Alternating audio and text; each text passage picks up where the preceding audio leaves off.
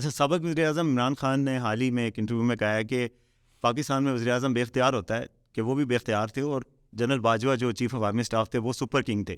کیا آپ کے دور میں بھی باجوہ صاحب سپر کنگ تھے یا آپ با اختیار تھے؟ نہیں، بے اختیار ہوتا ہے تو پھر کیوں عہدے کے پیچھے لگے ہوئے ہیں؟ تو چھوڑ دیں سیاست یہ مقصد ہوتا ہے میں اقتدار میں آؤں، میں وزیر اعظم بنوں، میری پارٹی جیتے اور ہم ملک کے لیے کام کر سکیں. اگر آپ بے اختیار سمجھتے ہیں تو پھر چھوڑ دیں اس معاملے کو. یہ باتیں اس وقت ہوتی ہیں جب آپ اس عہدے پر بیٹھے ہوں. اس کے بعد جو باتیں ان کا کوئی وہ ایک کہانی اور مفروضہ ہی ہوتا ہے. اختیارات ہیں، آپ ان کو کس چیز کے لیے استعمال کرتے ہیں. اگر میں ملک کے مفاد میں استعمال کروں گا تو مکمل اختیارات میرے ساتھ ہیں.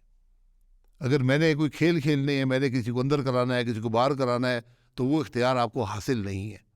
پھر آپ اپنے اختیارات سے تجاوز کر رہے ہیں.